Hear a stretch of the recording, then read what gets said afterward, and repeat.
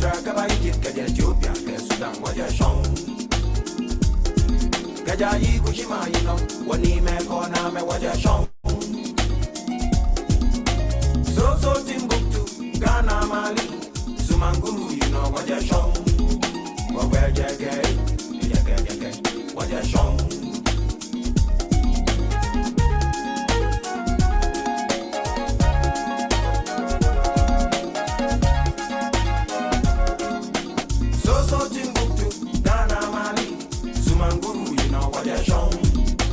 Manchester, no Sumanguru, you know, walk where they get, what you're shown.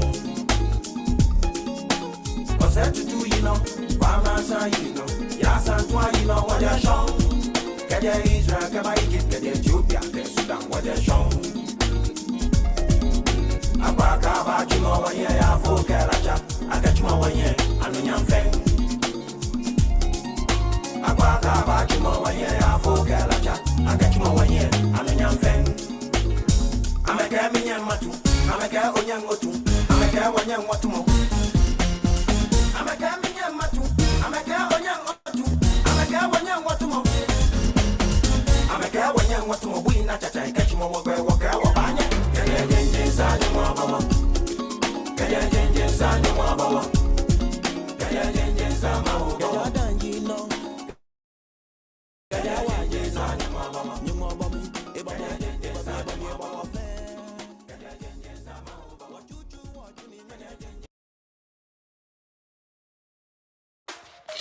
Boss in Europe. Let me join Tap Send. That you guys see, I'm in Spain. I'm in Madrid. Oh, and Tap Send is having a double referral bonus promo. You don't know. That's why I'm here. So me too, I'm going to refer people in the USA and I'm going to get double my promo bonus. So meaning, if you're in the USA, you can also refer people in USA and you'll get double your referral bonus. If you're in Canada, you can do same. If you're in UK, you can do same. If you're in Europe, many countries in Europe, you can also do same. So join this promo. And this promo starts from now and ends in October. My brother, don't do. And it's double the promo bonus.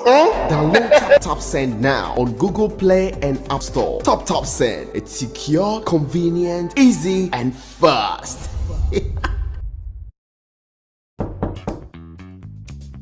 Araba, there are some people at the door. Go and tell them I have traveled to Russia. Yes, Daddy. Where's your father? My father said I should tell you he has traveled to Russia. Your father has killed me. I sent him money from America to complete my house for me. Are all student association contributions? Even the money from the fundraiser for Kweku's surgery. Oh! He too? Don't be a victim. If you're contributing to a project, alumni dues, or any public campaign, Chango is your best choice. Chango keeps track of all donations and gives you the power to know exactly where the money goes. Chango is approved by Bank of Ghana. Call 0270-066-614 or visit changoapp.com for more information. Uncle, my father is hiding under the bed. Oh, Araba.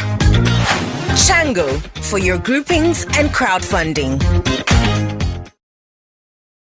At Diaspora Insurance, we understand the importance of dignified send-offs within Ghanaian culture and traditions. We also understand that you want to avoid the double trauma of your family grieving and not having the financial support to cover funeral expenses when you're not around.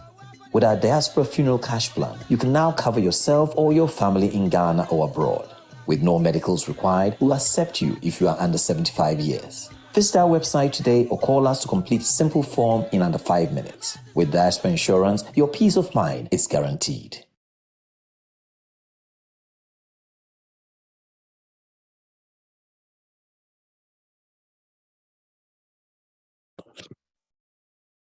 My audience this evening, welcome to tonight's edition of the Ghanaian Community Awareness Forum.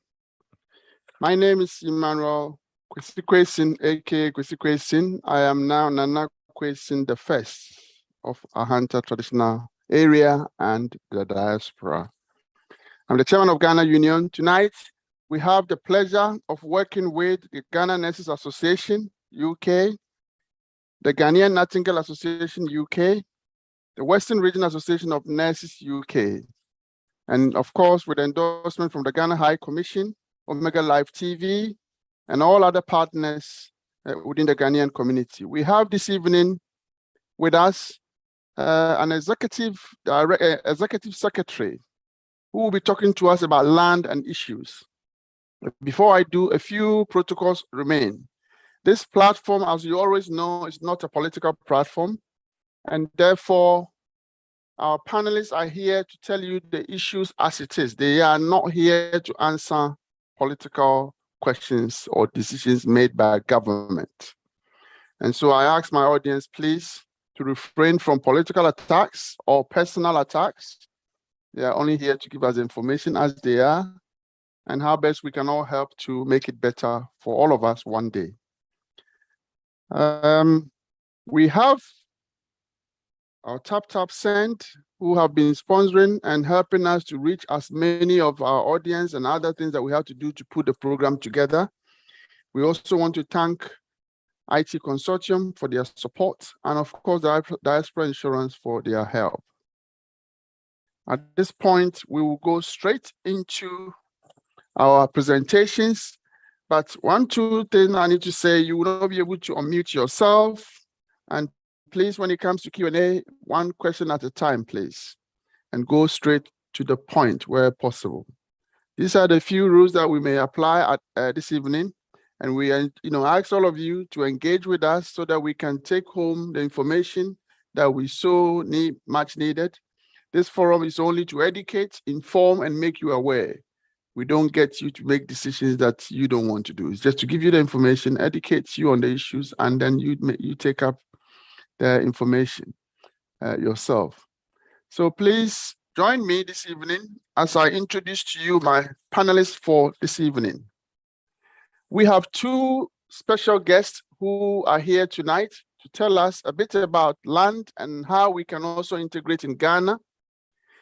The gentleman that I'll be introduced to you tonight as our first audience panelist holds a professional Master of Degrees from the International Institute of Aerospace Survey and Earth Observation in the Netherlands, and a Bachelor of Science Honors Degree in Land Economy from the Kwame Nkrumah University of Science and Technology, Kumasi, Ghana. He is currently a fellow of the Institute of Surveyors and served as a past president of that institution. He is also the African Regional President of the Commonwealth Association of Surveying and Land Economy, and holds full membership of the renowned Royal Institute of Chartered Surveyors and the International Federation of Surveyors. He is currently the chairman of the board of directors of Ghana School of Survey and Mapping, and a former technical director for lands and ministry at the Ministry of Lands and Natural Resources of the Republic of Ghana. As a professional public land administrator, he has worked in 6 regions of Ghana as its regional lands officer.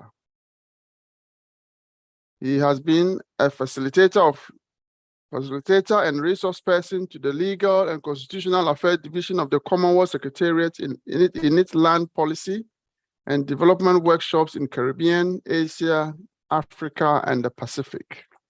My audience, please join me as I welcome Mr. James Ebenezer Kobina Datsun, Executive Secretary, Ghana Lands Commission, to this forum. Chief, good evening and welcome. Good evening. Thank you for joining us. Thank you for joining us, and we are grateful. I'll go ahead and introduce our second panelist as well, so that we will get the introductions out of the way. He's also the Vice Chair of Guba Enterprise, the Head of Diaspora Engagement and Partnership for Guba Diaspora Network. She has been a part of Guba since 2013 and worked on several projects in the UK, Ghana, and US under the organization. He has a background in education as a secondary school teacher in the UK and for over 20 years. As an educator, she led several projects in South Africa, Sierra Leone, the Gambia, USA, UK, within the charity sector and its international development, education, and events as a whole. She holds a Bachelor of Science degree, honors in Business Information Systems, and a Master of Art degree in Education, Gender, and International Development, as well as other professional qualifications. As a Ghanaian born and raised in the United Kingdom, she's proud of her African heritage and has recently made a bold step of moving to Ghana to explore opportunities and has been called upon to lead the Guba Diaspora Network in Ghana. Again, may I ask you, as I welcome Ms. Jennifer Jan Krofa, Vice Chair and Head of Diaspora Engagement at Guba Enterprise. Jennifer, thank you for joining us and good evening. Good evening. From Thank a you very bright much. day, Ghana, right? Thank Are you you. in Ghana or in Yes. UK? Okay. I'm in Ghana at the moment. Oh, great. Okay. Thank you. So, Director, Chief Executive Secretary, and Jennifer, tonight we have the two of you. My hope is that you take us through areas of land issues. Our itinerary is such that we want you to focus on aspects of land acquisition, the registration of it, the documentation that need to come with it, and appropriate legal legislations that are in place to guide those who are owning or actually selling or transacting the business of land. And hopefully Jennifer will also help us to know how we can connect, transition, and do business or even invest in Ghana as a diasporan. A lot of us go there, we buy things, and then before we realize we've bought a fake item or we've actually done something that has made us lose a lot of money. So it's good to have you, Jennifer. And Mr. Dawson, it's good to have you as somebody in that high office to take us through land acquisition, registration, and any other thing that you can give us. So the floor is yours. Now you can take over, sir. Thank you. I think you are muted, please. Sorry. Yes, yeah. I can hear you now. Yeah. Thank you. Yeah, so thank you for having me on your program. It's always good to be with a Ghanaian family, wherever they may be. As I was introduced, I'm the Executive Secretary of the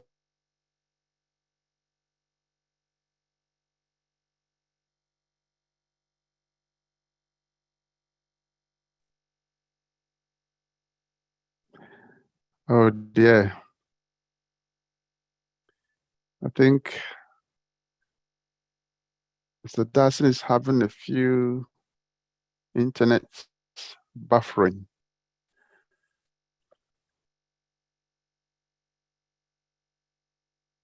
Okay. Please, let's give a few seconds, and then I'm sure if he doesn't come back, we'll let Jennifer take over until we get him back.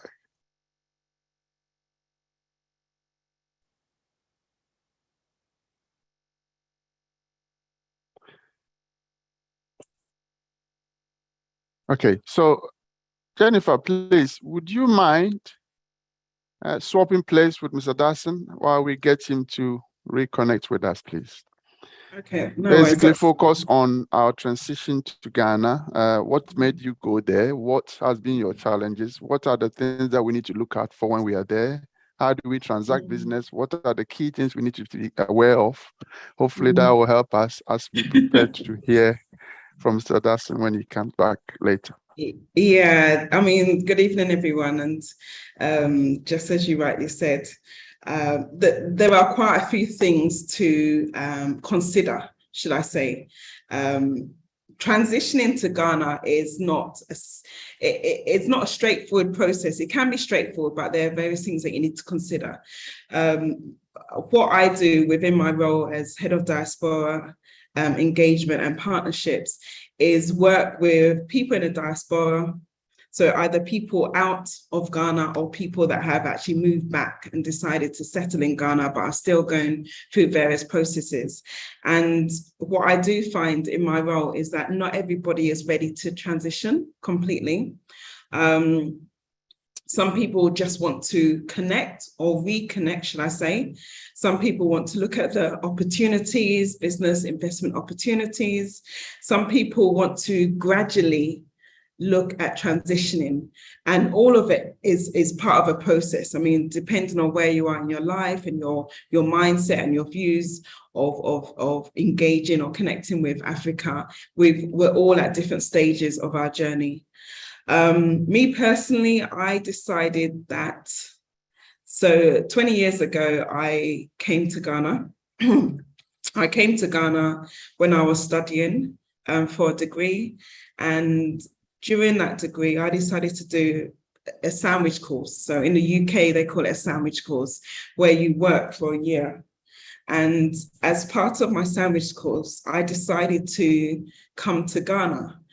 Even at that moment in my life, when I was explaining to my fellow students, so fellow colleagues and other students that I wanted to go to Ghana, people were very skeptical about why I would want to come to Ghana. What can Ghana offer?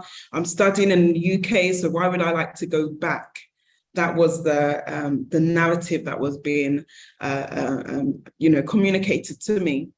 But again, being Ghanaian background and, our parents having taken us to Ghana on numerous occasions for holidays and, the usual, we kind of engaged with Ghana. So during my time of visiting Ghana on several different occasions as I was growing up, I saw lots of different opportunities.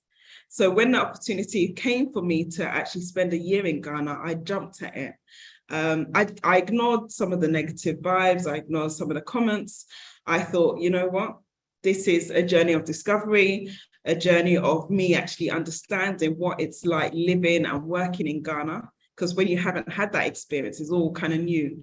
And I thought to myself, you know what? There is so much that can be done here in Ghana. Let me explore and see what I can do. So I was open to that. I mean, generally, I'm the kind of person, I like traveling. I like doing different things anyway.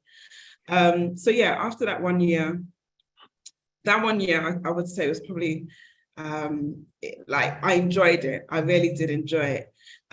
Some people might say, oh, because you're from UK, they treated you differently.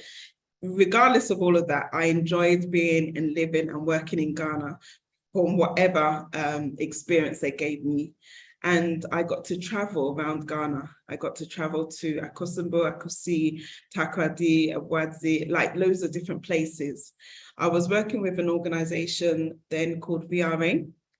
And so I was given an opportunity to explore the different plants, how the dam was built and how it's run and electricity generated and a whole range of things. And I think most of us know that in society, generally, you learn a lot more on the job, regardless of what job you're doing. And I was really exposed to opportunities that I never thought that if I'd stayed in UK, I would have received. So I took that opportunity. I loved it. And I think from then, although, yes, it was a long time ago, from then, I've always had that flair and that desire to come and do something in Ghana. In terms of what, that was a question. I didn't know what, but I knew that I wanted to, be more present or do something in Ghana. And yes, it's taken me more than 20 years to decide or to actually make that bold step. And yeah, so I'm here now in Ghana, working on a project that I'm quite passionate about, and is actually using my experience to help others. I do not have all the answers, and yes, there are lots of things that Ghana is working on, okay? There's lots of political, questions here and there, but I'm the kind of person that I look at what I can do within my remit. I can't solve all the problems. I can only speak from experience, guide you, and, hopefully lead you up the correct path. So yeah, that was my sort of like motive of coming to Ghana. I think also I was at a point where the job role that I was in, so I'm a teacher by profession. The job role that I was in, I wanted something more. I wanted something different. I wanted something a bit more challenging. Don't get me wrong, dealing with secondary school students is very challenging, but I think I had a flair to do something else. And I think during the COVID period, it was also a time of reflection, a time where I myself, as well as lots of others around me, started looking at, life and just exploring what we can do rather than procrastinating over and over again. And I think that was also part of my decision to transition completely. Okay, that's great. So we will come back to the Q&A when I'm sure our audience will ask you questions about other things. But we've got Mr. James Dasson back on. My prayer is that his line will work and hopefully he will take us through his presentation. So, Mr. Dasson, yes, welcome back. And please take over before we start having issues. Yeah, thank you very much. And I hope the technology doesn't fail us one more time. Yes, yes. Yeah, so I was saying the Lands Commission, where I work, is set up by the Constitution of Ghana itself, and also by an Act of Parliament, Act 767 of 2008. Now, hitherto, there were 4 separate institutions: the Survey and Mapping Survey Department, and then the Land Valuation Board, the Old Lands Commission itself, and then the Land Title Registry. Now, with the coming into force of the new act, when you say Lands Commission today, it's a merger of 4 divisions.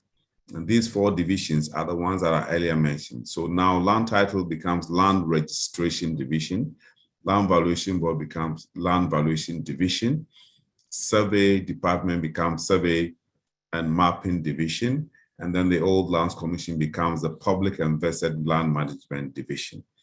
So the Lands Commission is governed by a national board, and the national board comprises representatives from all the 16 regions of Ghana. In addition to that, we have representatives from the Ghana Association of Farmers and Fishermen, the National House of Chiefs, the Ghana Institution of Surveyors, the Ghana Bar Association, a representative of the Land Use and Spatial Authority, that is the body representing town and country planning, and then Environmental Protection Agency, all comprising the membership of the National Lands Commission. Of course, there's a chairman, and then there's the executive secretary. Then that is at the national level. You come to the regional level, each of the 16 regions has the board. So you go to the regions, what is at the national level is replicated at the regional level. So there's a chairman, there's a regional lands officer, and then every district in the region is also represented on the Regional Lands Commission, in addition to the other institutional representatives that I earlier mentioned. At the regional level, it's only the EPA that is not represented, but all the others are also there. Now, what is interesting today is that Ghana has 16 regions. And for these 16 regions, if you buy land in any of these regions, you don't have to travel to Accra to register. So hitherto, if you are in the Volta region and you bought land in Oti or Dambai area, you'd have to come all the way to Ho to register. Currently, you don't have to do that. You can register at the regional office, which is at Dambai. So we are fully decentralized to all the regions. If you are in Seshio, which is the capital of the Western North region, you can register your land there. You don't have to come to Sekendi to register, which was the case when it was a Western region. So that is where it's something that Ghanaians need to know, that wherever you are, in whichever region you find yourself, that is where you will register your land. Now, the Lands Commission itself, the functions that we perform, apart from assisting in the registration of title to land, which is a function that is performed by only the Lands Commission and no other institution. If you buy land anywhere in Ghana, it is the only place where you come and register. You cannot register your land in any other institution. We have a monopoly over land registration. And so when you, as I said, you register your land in any of these regions. Now, one other function is that we provide advisory services to the central government itself, and also to various traditional authorities, various district assemblies, on ways to manage their land. And so we provide these advisory services to all these institutions. The work that we do, we come under the Ministry of Lands and Natural Resources. That's the sector ministry for the Lands Commission. Now, if you come to the Secretariat of the Lands Commission, we have various the divisions which have their own heads, of course, headed by the Executive Secretary itself, with 2 deputies, and then directors for each of the 4 divisions all the way further down. We have the same thing in the Regional Lands Commission, which, apart from the board itself, the commission is headed by the regional lands officer. Now, sometimes the question is asked, what do I do if I want to buy land? And this question keeps coming up anywhere and everywhere we go. We're saying that if you want to acquire land anywhere in Ghana, first of all, let me say that lands in Ghana, the state, which is the Lands Commission, manages only 20% of all the lands in Ghana, which is lands that have been acquired by the state. So if it's in Accra, we're looking at the rich area, the airport area, the cantonments area. All of these areas, the land allocation is done by the Lands Commission, and we do full management of all of these estates. Beyond that, and throughout the rest of the country, these lands, our chiefs and traditional rulers are the custodians of the lands. And so they manage these lands on behalf of the various communities or their various subjects.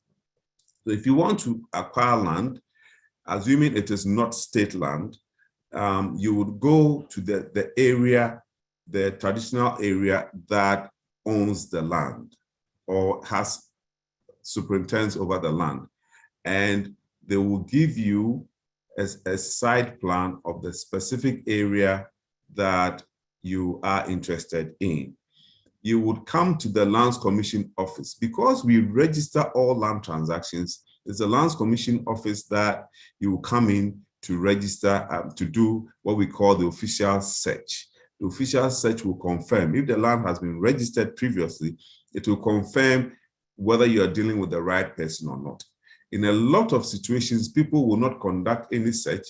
They will go ahead and pay for the land, and then they will get the necessary documents, come to our office only to realize that the land has been sold to another person. And then all sorts of problems arise. And so it's important to do a search. If you do a search, and if, for example, I have bought it and I've registered and you are buying from me, then yours is the second transaction. So we'll go ahead and prepare the documents. We will sign it, you will submit it, and then bring it for registration. Let me add that every land has a specific use. So if you want to buy land for a school, you don't go and buy land that is zoned as a factory or land that is zoned for residential, so that you will get the appropriate permits also to enable you to build.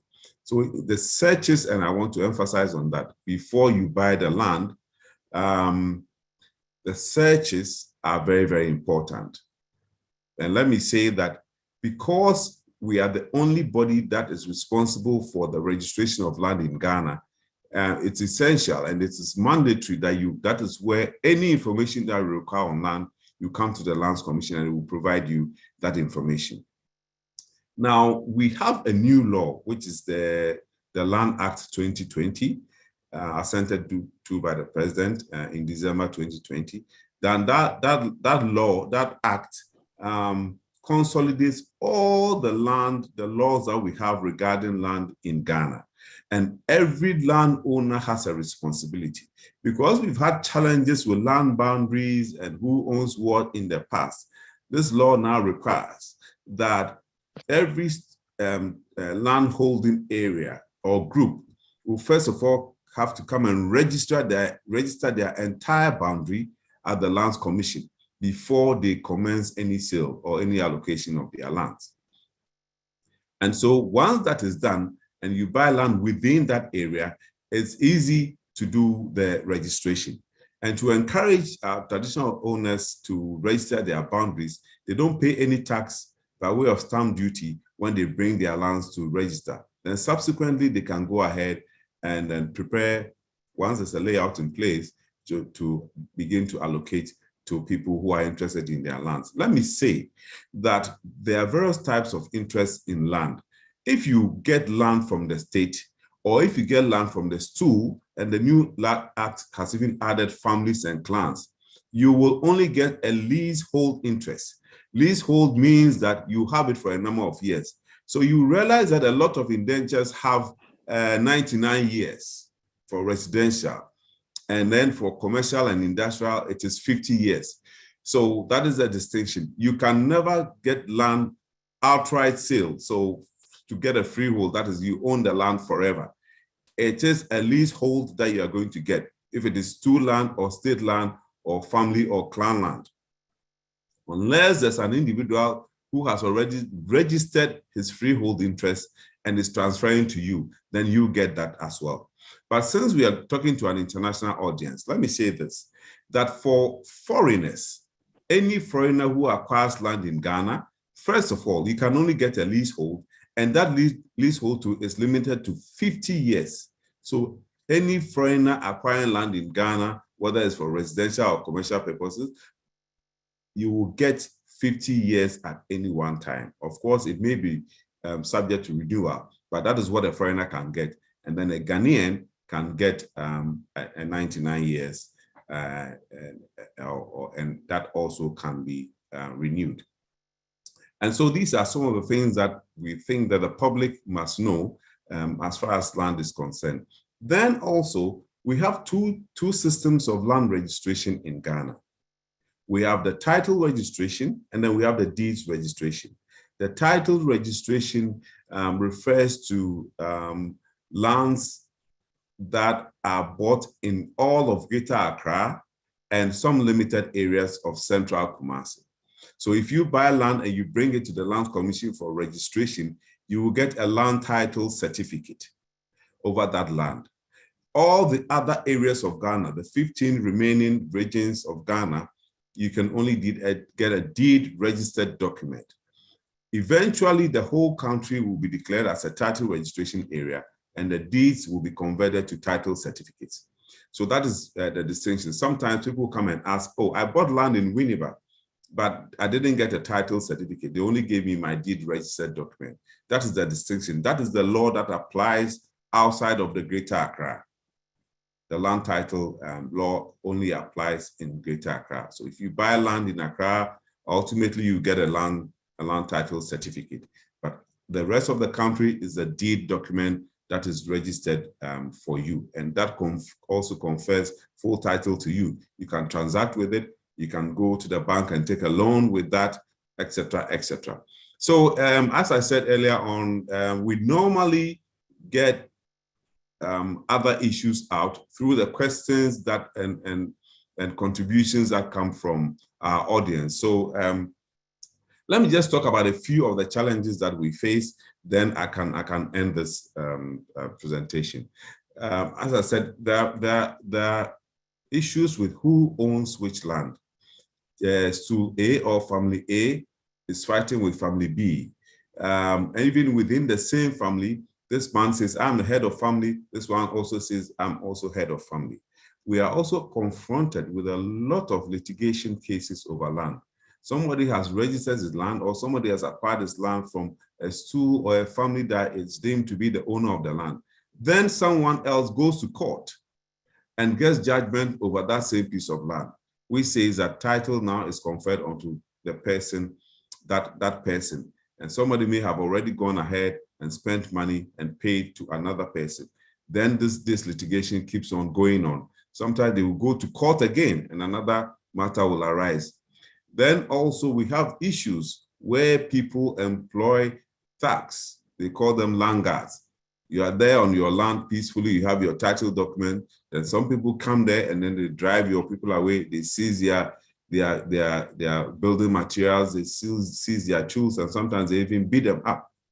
The new law, which is the Land Act, says that that is an illegality.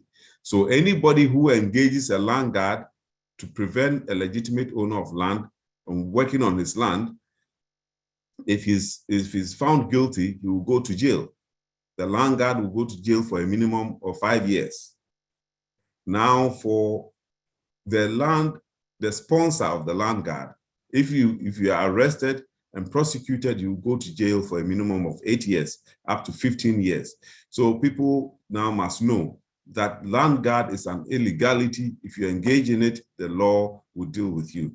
So these are some of the things. Now, we at the Lands Commission, having kept records of land for over 100 years and operating in a typically manual environment, sometimes our processes face challenges. It is slow to process because you need to retrieve manual records. Sometimes it's difficult to find where the files have been placed. And as a result of all of that, we're embarking on major reforms with digitization as a main tool. So what we are doing is that we are scanning all our records and digitizing all of them so that everything will be done in that automated environment. And automated environments also require that we operate in buildings that are modern, that are conducive to operate in that digital environment. And so we are developing our infrastructure. We have a new building in Kumasi. We are developing an 8-story building for our headquarters here in Accra, close to 37. And then also close to Elwak, we are building our big Greater Accra headquarters. Then we're going to replicate the same thing in all the regions. Now, beyond that, because we want our services to get very close to the people, we are also building district offices. So now we are currently, our Tema office is under construction. So if you buy land in Tema, Pram, Afenya, and its environs, you don't have to come to Accra to register. And within the next 12 months, that building will be ready and people can go in there and register if you are in any of those areas close to Tema. So these are some of the things that we are doing. I will end it here so that the other responses will come when the questions come in. Thank you very much. Thank you so much, Mr. Dawson. Thank you for this detailed, analysis of what the Lands Commission and its role and in getting people to the right side of buying lands. We will take a second break. We will come back. I urge all audience who want to ask questions, as you know, first come, first serve. You put your hand up and then you'll be called. When we come back, we'll go to Q&A and then everybody can have the opportunity to do so. So in a matter of seconds, we'll be back. We're taking a few seconds and we'll be back.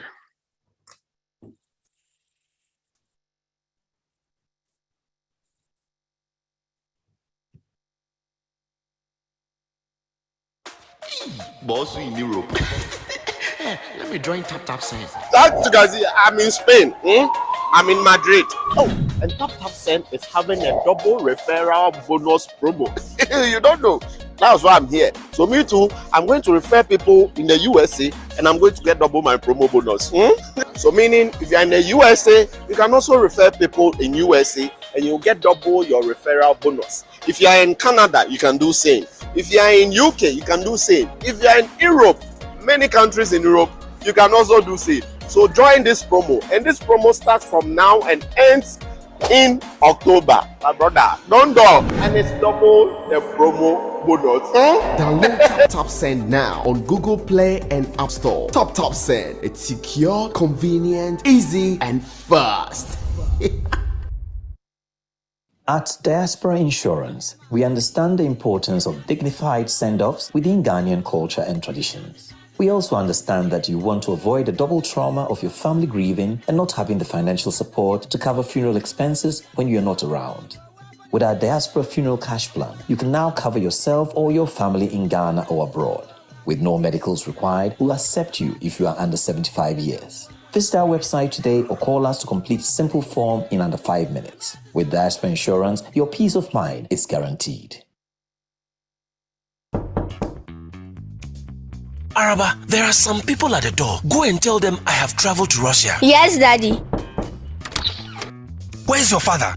My father said I should tell you he has traveled to Russia. Your father has killed me. I sent him money from America to complete my house for me. Are all student association contributions? Even the money from the fundraiser for Kweku's surgery. Oh! Too?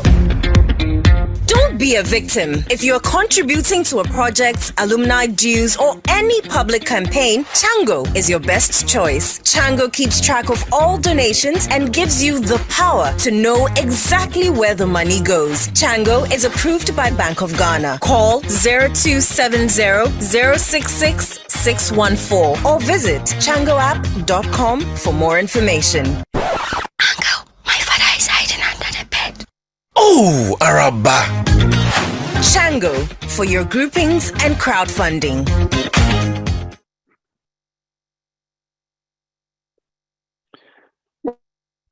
Welcome back, my audience and panelists tonight. We have our panelists who are taking us through a few things around land, around how you can integrate in Ghana. I wouldn't spend too much time. I want to go to the questions, so everybody's hand up can be called. If I can call on Moses Ahinkra, please. Moses. There will be chat room questions, which I'll go through at some point, but for now, I will call on those whose hands are up. Moses Ahinkra. If you're with us, please unmute yourself.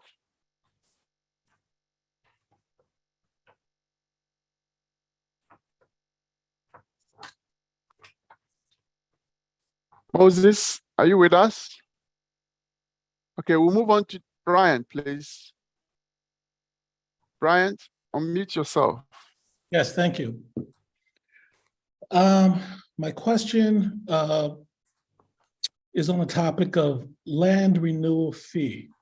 I've asked several Ghanaian real estate experts this question, and these experts all have different answers, and none of them can provide a source.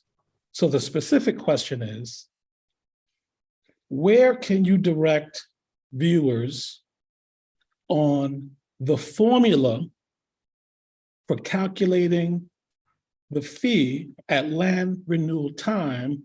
Because I've researched it, I can't find it. I like the document, I would like the law or the decree. That's the question. Thank you. Thank you so much. We'll take two more questions, and then I'm sure Director, Executive Secretary is noting them down. He will come back to you. Isaac and Koma, please. Isaac, followed by Nana Boachi. There'll be three of you. Isaac. Yeah, thank you. My question is, you mentioned a very big problem that we all always have in terms of searching before you pay for the land. If someone comes to land department, what document can he come to show that I'm going to buy a land of Kodokrom? So can you check whether it is there or not? Don't forget that you haven't paid for the price for the land. So how can you get a document to come and show to you that this is Kodokrom land I want to buy? Can you check for me whether I have the right to buy or not? Thank you. Thank you very much. Last one from Nana Boachi, please. Nana Boachi.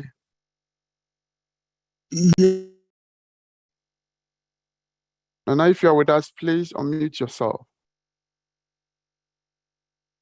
I am yeah. Can you hear me now? We can hear you now. Yes, please go ahead. I think the first questionnaire did touch on part of my question. Now, if Mr. Dawson or the Executive Secretary can tell us how long does it take the staff of Land Commission to check, to do the check? That is one. So the duration to do the check. Two, what is the average duration of getting your land papers from start to the end? Because I wouldn't like to expand it. The experiences are not good. Now, and then what is the situation with the digital system where you can contact the Land Commission via the online portal and then send your documents? What is the situation with it? So these are the three. One, thank you how so long much, does sir. it take? Yeah, thank you. Thank you.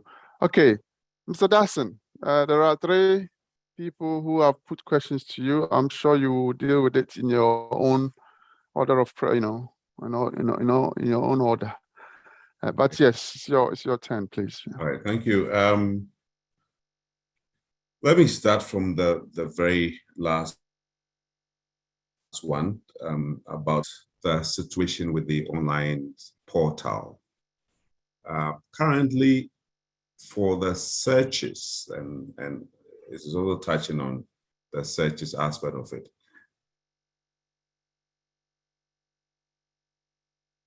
Because we are doing the searches in that digital environment currently, at our client service and access unit, there are some tablets. Even if you brought a hard copy site plan, and I don't know whether this is visible. This is, I'm holding in my hand a site plan, but it may not be that clear. It may not be that clear, but of course, a site. Well, the name is a site plan. Now, the site plan is a depiction of the land on the ground on paper. So this is a plan prepared by surveyors. So that is what you will use to come in to do a search at the Lands Commission. Now, when you bring this in, because we're moving into a digital environment, if you came in and it is not a soft copy, it will be scanned right at our offices. Our staff have tablets, they will scan it, and then they will go in there, and then they will do the search across the divisions of the commission. We call it a consolidated search, so that the divisions will provide the information that they have per their records, and then they will bring it out, and it will be printed out for the applicant. Now, for the searches, we're doing a minimum of 14 days. We're doing a minimum of 14 days. If there's any situation where maybe some manual records is not easily retrievable, or if there's a problem with the site plan that you submitted, you will be notified.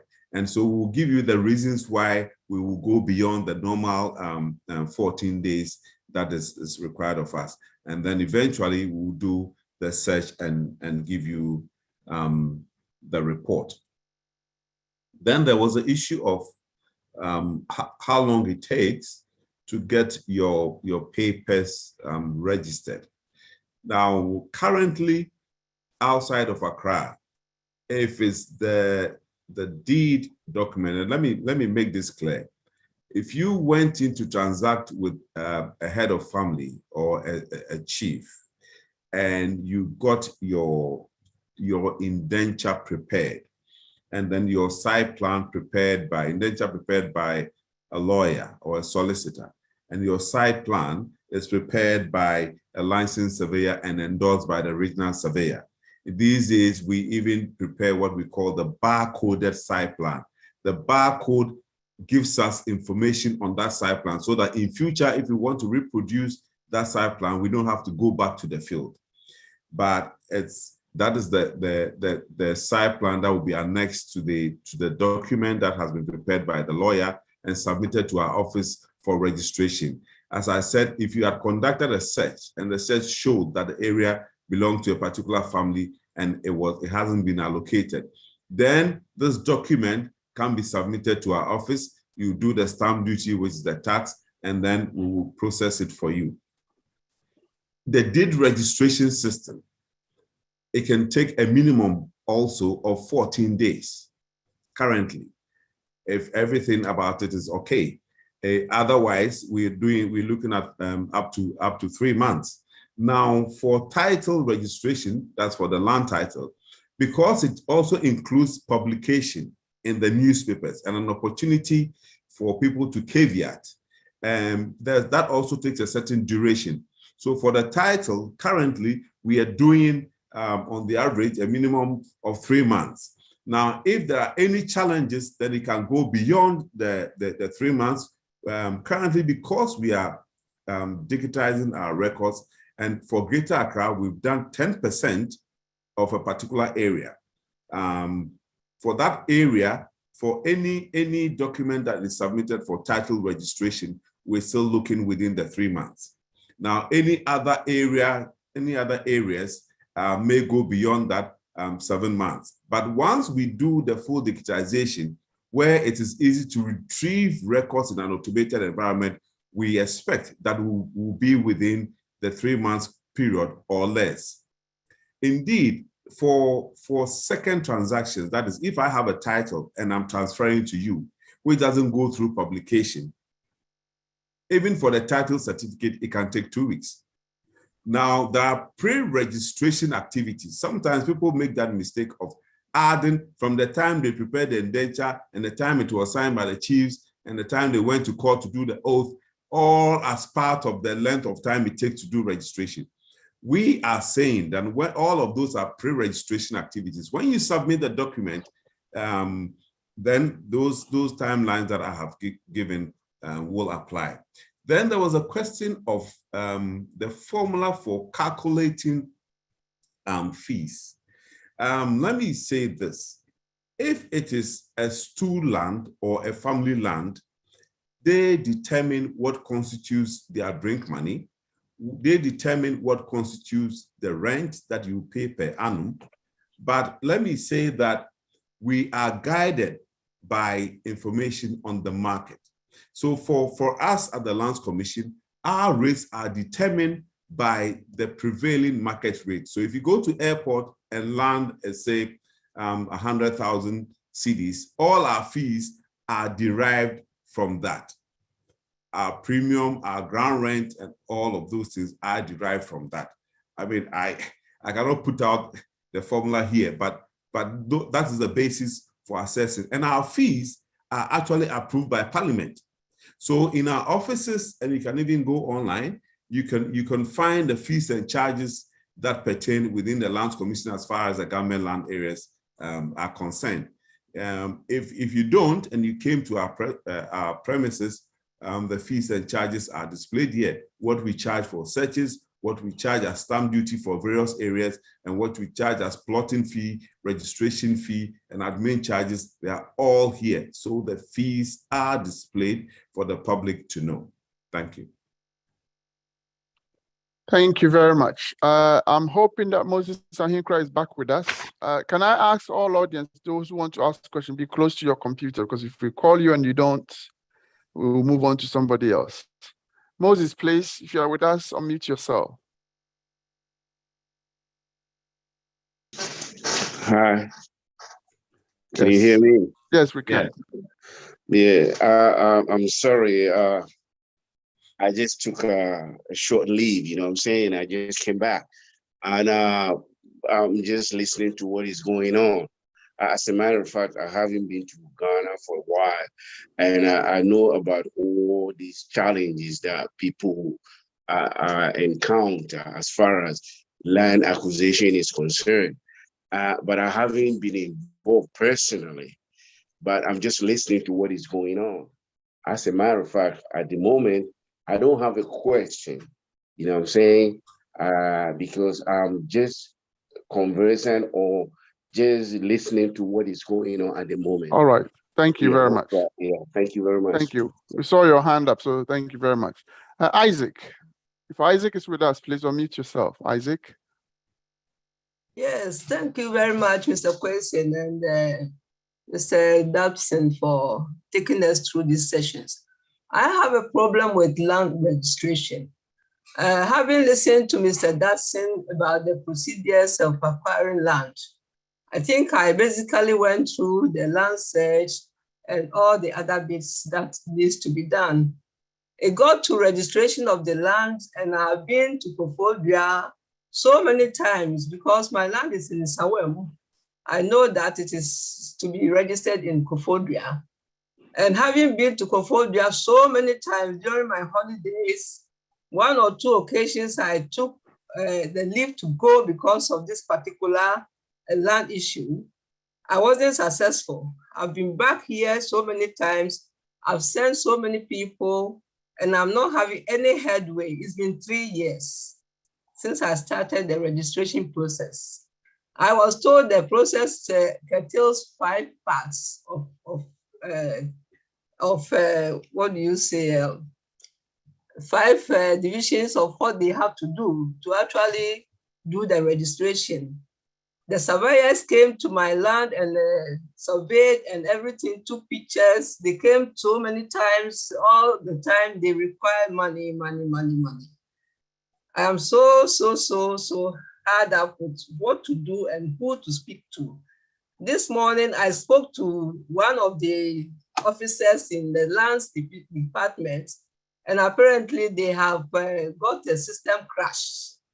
And I asked him how many months or years would this system continue to crash? And he said it's not only you, but it's so many people involved, and your documents cannot be even located.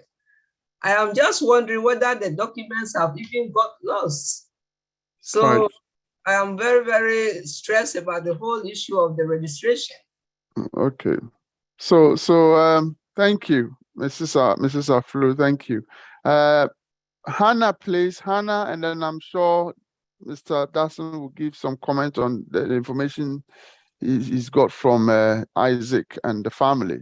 This is a reoccurring thing. I'm sure we all have issues with, but I'm sure Mr. James Dawson will give us any information he knows of regarding that. Hannah Edujemfi, please. Hi, can Hello. everybody hear me? Yes. Hi, thank you for giving me the opportunity to speak. Our one is slightly different. My mother bought a land. Me, my brother, and my sister, we were brought up, we live in the UK.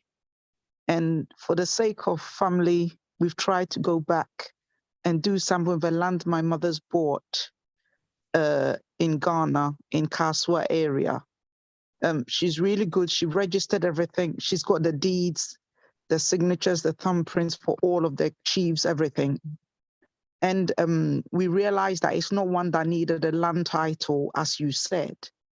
But we've decided to develop the land for my mom's memory. She's still alive. She's not dead or anything. But as a family, we've decided to kind of support and honor her dream and her vision. Our biggest problem has been these land guards. At one point, whilst we had somebody working on the land, somebody came with a knife and actually beat the guy that was weeding the ground with it. And in our head, me, my sister, my brother, we cannot understand, and we've gone in and reported it to the police. When the police came, the CID guy said we have to take our own photographs and pay for them to do the investigation. Now, the CID guy who's taking care of it has now turned this thing into a money maker. Every time he turns up, he collects money.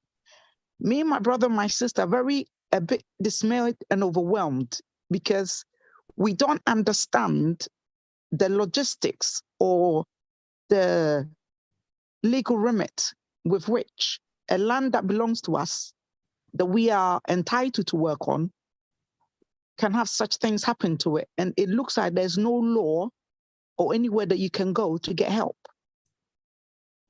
And that's my question. So what happens when it looks like vigilante, they're doing what they want when they want and just scaring you with knives, and they're turning up with guns and they're doing all sorts? Yes, thank you, Hannah. Thank you. I'm sure this is shared by a huge proportion of us too. Mr. Dawson, please, if you got any, I don't know whether you have, I would call it any assurance you can give to any of us or any guidance you can give to any of us, please. Yeah, I mean, the situation, unfortunately, is so very true. We get several reports and we get requests from the police all the time. There's the unit within the Ghana Police Service called the Property Fraud Unit. So people lodge complaints with them, and the role of the Lands Commission, like in the second case, where land guards went onto their land. If somebody goes on another person's land and there's a dispute, if the matter is reported to the police will come to the Lands Commission to conduct an administrative search to confirm the documents that are available, which one is recorded with us or which one is registered with us. That is the role that the commission plays. What we're doing now is that we have dedicated desks for such cases so that we can report back to the police in good time for them to do their work. Unfortunately, beyond that, and obviously, I mean, when it comes to security matters and when it comes to the judiciary, the commission itself is not involved. We only furnish them with what our records contain. But as I'm saying that through our digitization effort, when this project covers the entire country, you can even sit in the comfort of your home and determine the status of your document. You can sit in the comfort of your home, wherever, and do a search and pay for a service. You see, we expect that we will work with all the organs of state involved in land administration. And we also expect that even the chiefs, the law now requires that we help them to set up their land secretariats so that this issue of double sale and multiple sales will not occur. Of course, crime is everywhere. We expect that the agencies are going to be on top of this situation to deal with it. But it's unfortunate that the commission itself finds itself entangled in all of this. As I said, 80% of our lands are owned by stools and families, and this is where the major problems are.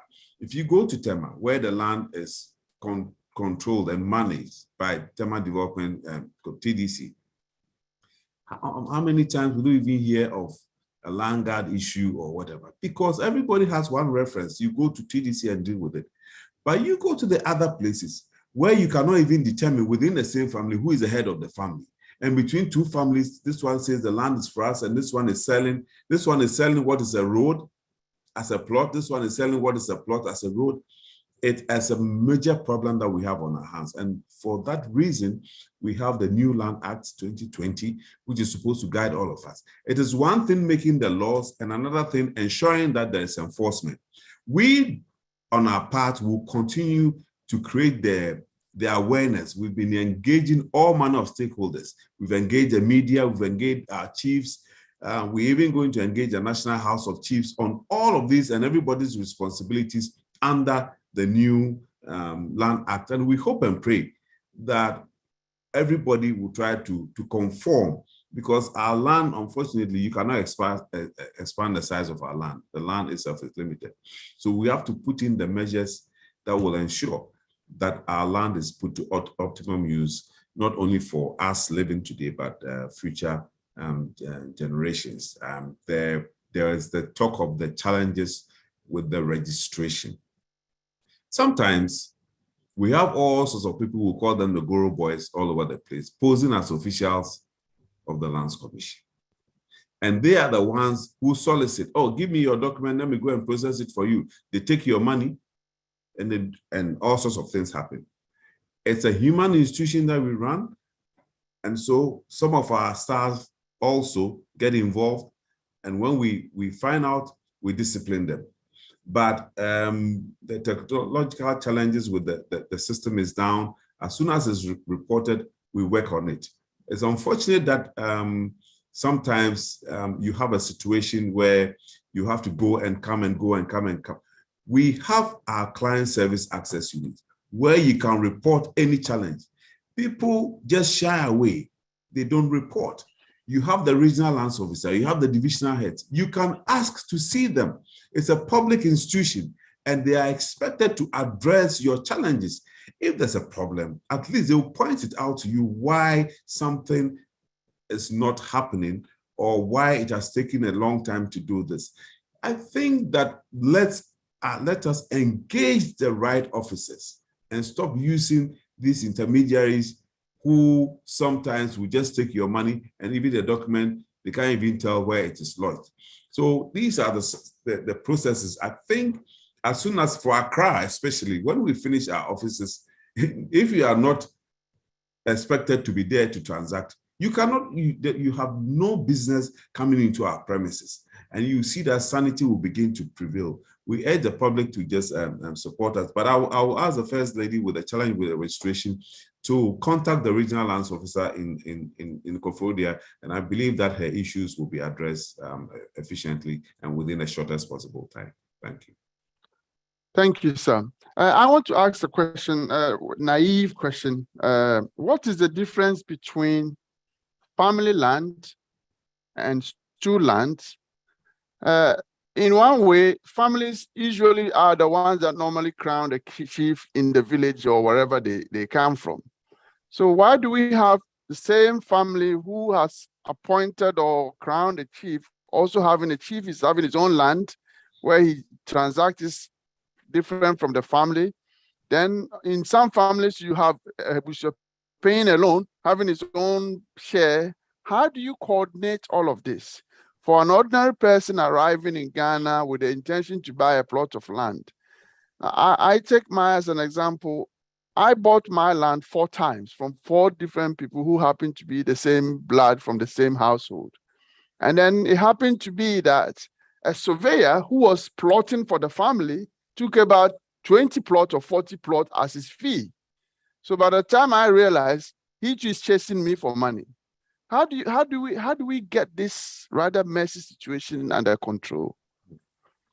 Yeah, thank you. I did mention that now we are engaging the Lands Commission and the Office of Administrator of Stool Lands are collaborating with the chiefs to ensure that they set up their land secretariats. And then we will provide training for the staff who will man these secretariats so that if Chief A is no longer there, the records will be there. So, and the secretariat will be there. So if plot number 1 has been sold and the person hasn't developed, because the records are there for you to reference, you will know that, no, this land, we've already given it out. And then so we don't have to sell it to another person. Of course, when you give your land out, there are certain conditions that if after a certain number of years and the person hasn't developed, you can serve notice to the person and re-enter. Even that one, you enter it in your records. So you know that once upon a time, it was for Mr. A and we took it out and now we've given it to Mr. B. These are some of the things. One, the secretariats are set up. Now with the issue of families and stools, in some areas, if you come to Accra and you go to Bowie, for example, it's a big family which has the status or the characteristics of a stool. Now you go to an area like in the Ashanti region. In the Ashanti region, they are all stools. So you have, it is true that there are families that come together and then there's a stool that has oversight over all of them. Now, it is the custom of the area that determines that if you came to a Jumaku, the chief or the Odikro or whoever is the allodial title holder. Allodial means the one that has the highest and the ultimate power to manage the lands within the area.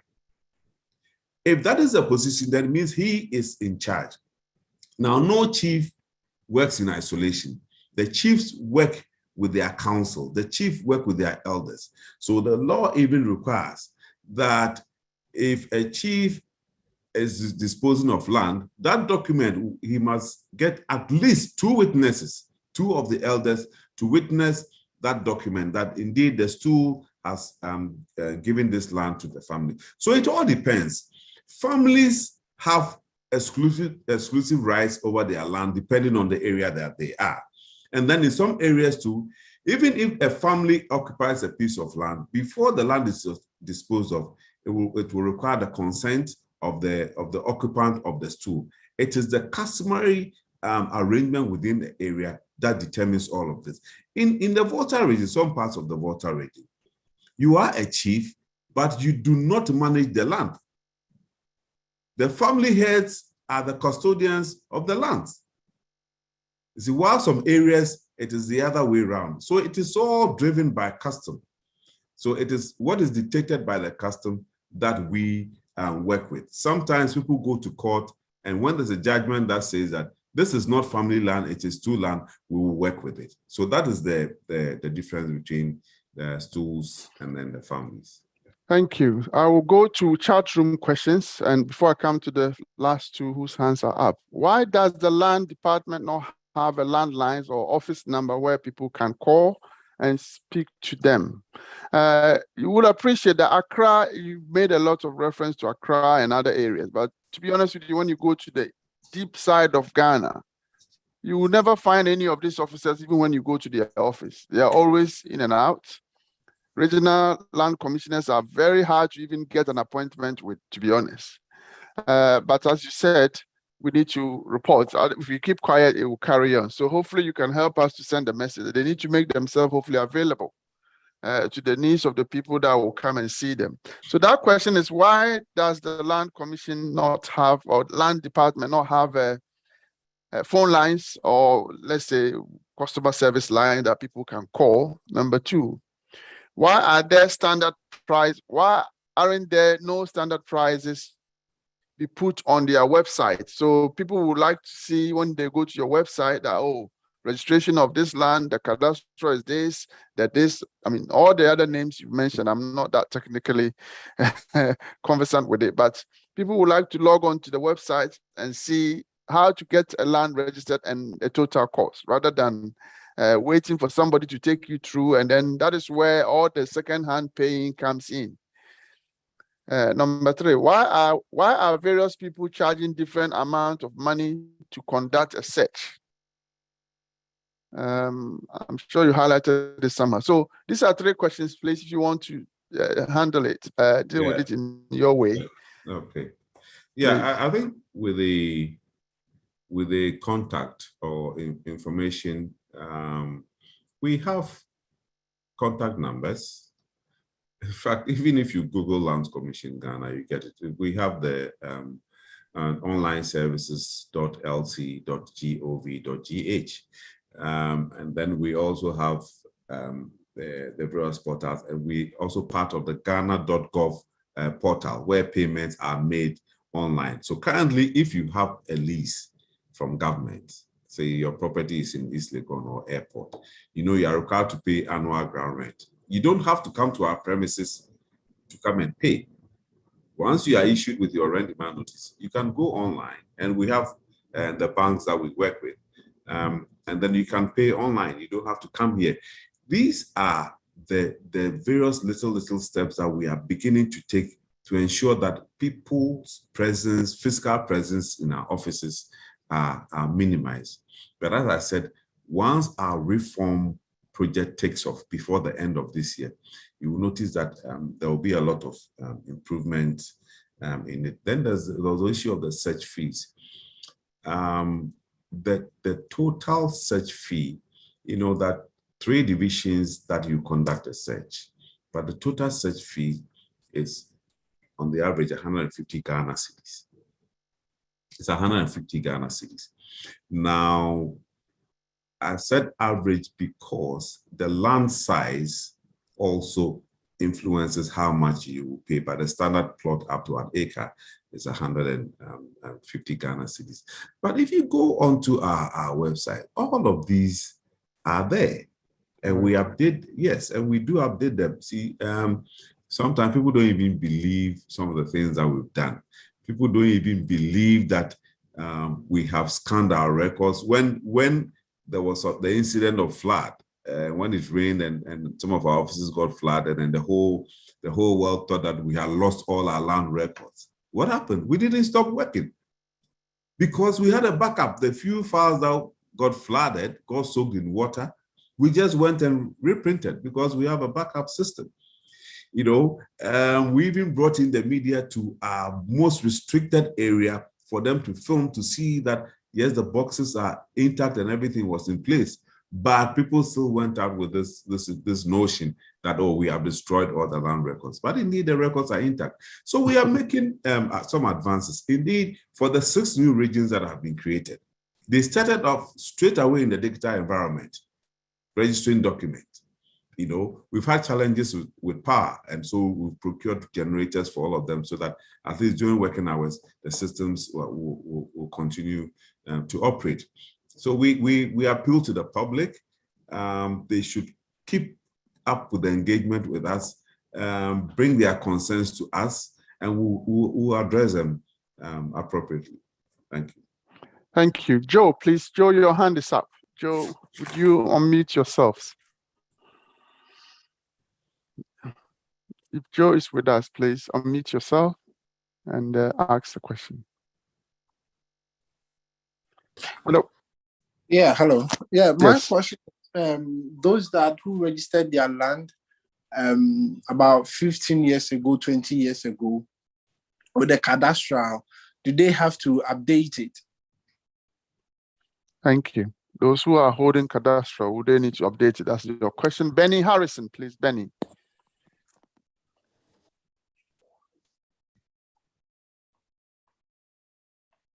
Benny, are you with us, please? I am back. Hello. Can hear Yes. you now. Thank you. Thank you very much. Thank you very much for giving me the opportunity. I just want to find out. I bought 4 plots of actually 9. I've lost all of them. But there's this 4 plots of land in Abbey where everything was paid. I have paid, as you know, Your Royal Highness, when you were saying it, I could understand where you were coming from, that you've bought your plot of land for so many times. I've bought mine twice. Initially, I bought it from some chiefs in Abbey, from Pram Pram, and they sold it to me at 100 by 100. In 2020, because of this COVID, I was stuck in Ghana. They sold it to me again. Hello? They told me that the brothers and the elders in the village have come together. And then when I bought the land, I bought it from some of the family members. And now the whole family have come together. And now I need to buy my own 4 plots again. From 100 to 100, they sold it to me by 70 by 100. And because of that, they told me I should give my paperwork, which was 100 by 100 to them so that they can change everything to 70 by 100 and it will still be in my name. I'm telling us we speak now. I was going to buy those places, the 4 plots, to use it for something which will help the community. Now, they've sold the lands again to somebody else.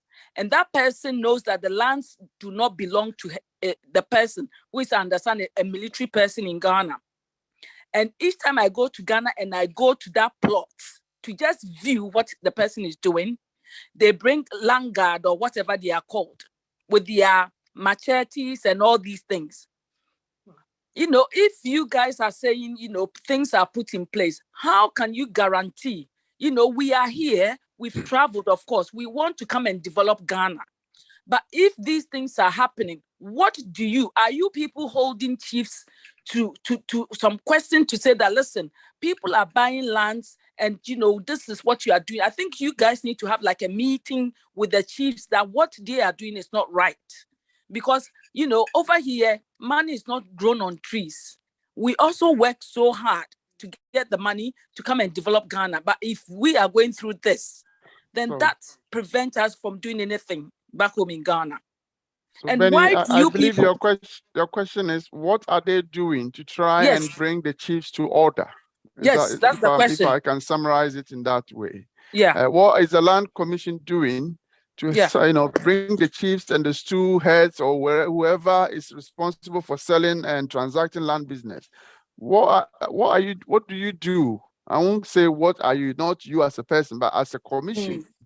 What do you do to help these people understand the frustrations, the anxieties that they cause to other people who are not normally within their kind of mindset and the approach they take towards some of us when we come back home?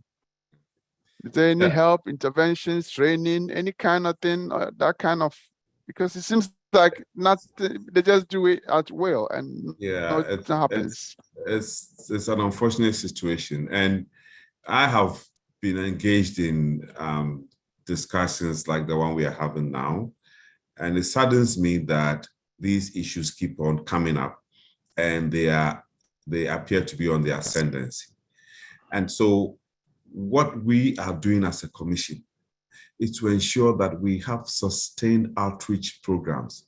We engage the chiefs, create the awareness. You know, sometimes it is not a big problem. Maybe it is just how the family structure is, that things have not been documented. And as I said earlier on, we are helping them to set up their land secretaries. It's a requirement of the law. And when they set up their land secretaries, they will have all of these records there. So you cannot say that this land is 100 by 100 and they've sold it to Madam A, and Madam A has gone ahead to register. And then you call her again and tell her that now it's not 100 by 100, it's 70 by 100. I mean, we find that very, very ridiculous. But because they own the land, and because even the legal system, it's so laborious to take a matter to court where it starts and where it ends. I know that there are interventions. Now we have land courts, and these land courts have been dealing with land cases and reducing the length of time that it takes to settle these cases. But as I said, we are doing the engagements on one hand, we are helping them to set up their secretaries, we are training their staff. When all of these have been put in place, we believe that it will be very difficult for people to continue to do the things that we are talking about today. And we think that is the only way to go. Otherwise, our system will just not function. The Lands Commission, essentially, we deal with the records on land. What happens on the land, if it is stool land, the law will have to take its course. If it is state land, yes, we are responsible. These are the distinctions that we need to draw. We have experts here and we train people in land administration. Beyond that, we think that the society itself and our engagements cut across. We've engaged Queen Mothers, we engage chiefs, we engage faith-based organizations. We go to all places. We've even been to the chief imam. We've been to all sorts of places. And we think that we are doing our part. Everybody else, the police, the courts, the security agencies, the politicians, we must all play our role. And when we do that, the poor man living whether in Ghana or abroad who buys land must have his peace of mind to develop. And I believe that at the end of the day, our laws must work. If our laws don't work, that is where we have these land guards running all over the place and causing havoc and depriving people. We've had situations where people have faced this situation and they decided that I'm not coming to Ghana again. That is very, very sad. You know, we want everybody to come and everybody to develop. We will continue to play our part. If there's any issue, you can come to us. Whatever help that we can give, we will give that help. Thank you. Thank you very much. And hopefully this is very reassuring. We hope that the voices of people like yourself and others in authority can, when they hear our frustration, actually say as it is when you meet in your quarters. Because some people, I am saying this again, it took me from 1998 to 2016 to resolve one simple land issue. And that is very painful. Almost how many years you can think of. Marie Amwaku Boadu, please. Marie. Right. Good evening, Mr. Quayson. Good evening, everybody. So, Mr. Dodson, my question to you is, you keep referring to the laws. Why has it taken the Lands Commission all this while to ensure that the laws are being enforced? You also made mention of the fact that suggestions are in place for, or, you know, there's processes in place for the chiefs to have their own secretariats now. Why has it taken this long for all of these structures to be put in place? Don't you think the Land Commission has failed? I mean, all the stories people are sharing here, haven't you been hearing these over the years? And this is not to you personally, but as somebody who works in the commission, are you not fed up of hearing these stories all the time? For me, listening to you tonight, it just seems like we're making excuses. And the fact that you keep saying it's unfortunate that this hasn't happened and it's unfortunate that that hasn't happened, it's not reassuring. So what are we going to do this time? Or what is Lands Commission going to do to ensure that these stories come to an end? I mean, we are in the 21st century. We're in 2022. We have technology. We really cannot still be making these excuses. Thank you. Thank you, Mary. But I do have to say, let me just permit me to say that this is not about the person. It's about the role they occupy. And therefore, personal issues of this nature may not be the right way. We are just asking Mr. Dodson, what in his outfit can he do in his time of office? Because a lot of these issues that are being brought up are historical issues, and we're all aware of it. It's been over and over. People have taken over and gone and gone and gone. We are asking him today, in his own way as a person in the charge now, can he do to help? So, Mr. Dodson, it's not about you as a person, but it's about the role that we want you to address some of this issue with us, please. Yes, actually, if and I'm not one to make excuses, if we go even a few years back, where we were operating a typically manual environment, where we didn't have any barcoded site plans and all of that, the story was more gloomy than what it is today. We have started our records. And for the first time, Ghana has consolidated all our laws on land. And so land administration is to operate within a certain legal regime. So we have the Land Act 2020. These are positive steps. The Lands Commission working in collaboration with the private sector, okay, which is bringing the finance and expertise to transform the way we do things. Transforming meaning that everything will be done in an automated environment. You can sit in the comfort of your home and do a search and know who owns what. See, these are the steps that are being taken. And I know that the situation out there on the ground is very, very difficult. The same law is saying that, look, you cannot have, it is no longer an excuse to say that within family A, well, we didn't have the records. We didn't know that the land has been sold, so we also sold it, and things like that. You are mandated to have your secretariat. And the law also says that a lot of stool land areas, we are not sure where their boundaries are. But today, the law is saying that you have to register your boundary before you can sell. You see, I have said earlier on that we must ensure that the law is enforced. Everywhere we've been to do this outreach, we've given out copies of the Land Act. It is one thing going out there and talking to everybody so that you are aware, so that you don't go and buy the land before you do a search, so that you don't go and buy land when you don't even know whether it is a road or it's a forest reserve or whatever. These are the steps that we are taking to let the public know. But I tell you, there's something very interesting about us as Ghanaians. I don't know whether it's our culture or something. There's so much secrecy when it comes to acquisition of property that you don't even want your left hand to know what the right hand is doing. That between a married couple, the wife buys property, doesn't even want the husband to know. We sit there as professionals to advise people on what the steps to take to acquire land. But they will not do that. They will not even use the professionals. They are rather, they find the Goro boys more attractive than the people who are working in the offices who will tell them the truth. But we know that with time, all of these things will change. We will continue to educate and educate and educate and create awareness so that everybody knows all the steps to take when we are supposed to acquire land. If the landowner knows that the person coming to buy knows what processes he has to go through, or everybody will sit up. Everybody will sit up. We are not throwing our hands in the air. We think that it's a matter, it's something that needs to be tackled. You know, I want to work out there and be happy that I work at the Lands Commission. In spite of all the problems, we are having closer engagement with the public.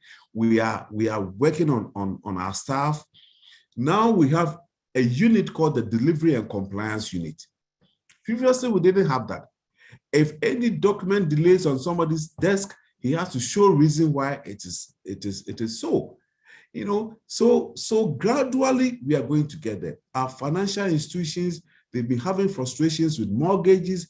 People take fake documents and go, all sorts of things happening. Today, we are getting help from them to set up sectors, a section where they can even access our records when it comes to mortgages and things like that. So the system is changing. We have a role to play.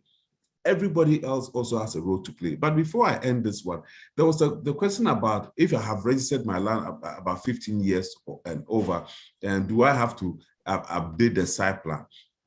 The records that are there, if there's the need for you to, for example, sell your property, you have to do the barcoded site plan.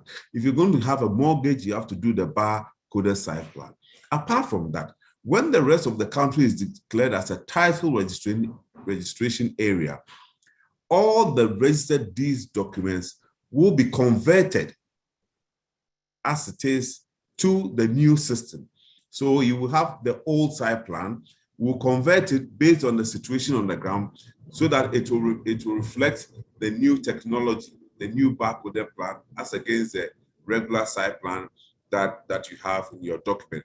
But it doesn't make your document illegal. Your document is still legitimate. If you do a search with that document, it will show that it is still registered in the Lands Commission. But it is either going to be transformed into the new system, or when you transact with it, we will change it in the course of processing that document. So that's my answer to that earlier question. Thank you very much, sir. There's one question here which I would like to go through. When somebody wanted to know the Land Act, does it also affect land or transactions before or around 1970s, 80s? I mean, this new act, where does it start? Who does it protect from when to when? Because obviously it's just been implemented. Does it guard against all those who have become victims before the act came to force? Or if you can elaborate that a bit more, please. Yeah, the thing with our laws is they don't take retrospective effect. So the law comes into being today and they start operating from today. So as I said earlier on, if you have a freehold registered document as an individual, because today within a family you cannot do or stool land area, you cannot do freehold, it doesn't mean that it doesn't invalidate your previously recorded one. It stays as it is and you can transact with it. So that is how the laws operate. So anything that was done before the law came into force will be looked at in that context. So it is the new things that we are doing today that the law will apply to. Okay, thank you. I believe that answers the person's question. Yes. Somebody is asking if you can elaborate on the land court system. What are the steps to accessing their service? Well, the land courts, if it's a land-related dispute or litigation, then it is referred to the land courts. And these are courts that the judiciary or the judges have been given specialized training in the land area. So they deal specifically with land issues. So they have a better appreciation, even interpreting what the content of a site plan is, what the content of a land document is. And so it was observed that the inadequacy of the knowledge was also contributing to the delays, or also contributing to the judgments that people deemed to be unfair. So we did this training for specific judges, and all they do is to deal with land-related cases, and it is producing very good results since it was set up. Okay, thank you so much. I believe there isn't much out there. I am hoping that those whose hands are up have all been called. I have one or two other questions and we'll round it up. So, Mr. Dawson, if there are two people, for instance, arguing about land, this is mine, that person also have the same paper. So you have 2, 3 people carrying different names, different paper. How do you really make distinction between the rightful owner from the other ones? Because there are cases where 2, 3 people have gone to the same family who owns the land, perhaps given, being sold to by nephews and cousins and chiefs, but they are all from the same family land. So how do you square that circle? Well, I think in all of this is the evidence that is provided. We've had situations where people are holding documents that seem to be conflicting or overlapping, but on the ground, it is not the case. It maybe was due to a survey error, so it can be corrected. Then we have instances where somebody buys it, and then later on another person also goes, and then the same land is sold to him. Maybe the first one bought it for 12,000, the second one goes, and then because he's bringing 20,000, they also take it. So this matter will come, and as I said, is the evidence that is provided. Was he the first in time to buy it? Is the site plan, does it reflect the ground situation? Who is in the fiscal occupation? There are a lot of factors that the courts will consider in passing judgment, including what we even have in our records at the Lands Commission. If it is determined based on the evidence that is provided in court that what we have in our records should not stand, the courts will order us to cancel it and then plot it for the right person. So there are a lot of factors that are considered by the courts in passing judgment. Thank you. Somebody sent me a message asking, is there any fast track system of court system or some sort of remedial situation where within 3 to 4 weeks, a case about land can be resolved rather than the lengthy 6 months, 1 year, 10-year court battle? Some people travel, they go to Ghana, they are starting their project, and then all of a sudden somebody comes and kick them off the site. Is there any fast track system that deals with some people, especially with those with genuine documents, that they don't have to go through that lengthy frustration? Unfortunately, the court system is such that when the matter goes to court, there's a process it has to go through. Somebody will provide evidence, another person will provide evidence, then the judge will sit, and then he will rule on it. If the facts are clear, you have a shorter duration, but otherwise it will go on. And sometimes even if it's from the High Court and one party is not satisfied, he can go on appeal, either to the same court or to the appeal court. Sometimes it goes all the way to the Supreme Court. So it all depends on the situation. The only fast track thing I can say is that the matter is referred to the land court, rather than mixing land cases with criminal cases and all sorts of cases, that these courts are dedicated to land issues. So once they are land related, they go to them and then they will deal with them. So that's the only way that we can have a fast system regarding the issues that go to court. Okay, and then my last one, please. Does squatters' rights apply to land in Ghana as well? We have instances where squatters put their kiosk on it, trade on it, and then before you realize, they don't even want to get out. How does that also work? Well, the law says that if it is state land, no matter what happens to it, it still remains state land. So if you go and put your kiosk on some government land or a portion of school land, government school land that hasn't been utilized at the moment, and then you're there, there's no degree of permanency over there. You will be evicted anytime by the state. The state is ready to use it for whatever purpose. You cannot go and take state land and just, but even for specific uses, licenses are permitted. You can be given a license to use land for a temporary purpose. Like if you are doing road construction and you need land to set up your camp, you can be given a renewable license. So every year or every 6 months, they'll look at it. If we are not ready to use it, we can renew your license. So that is also allowed, but you cannot just jump onto land without any regulation and then say that, oh, I've taken it. The law doesn't work that way. So in your opinion, what are some of the known challenges that people have brought to your attention that you have worked on personally in I would say in recent times that you think you can share with us? It's just to make us more vigilant. I mean, that is the whole purpose of this question. Yeah.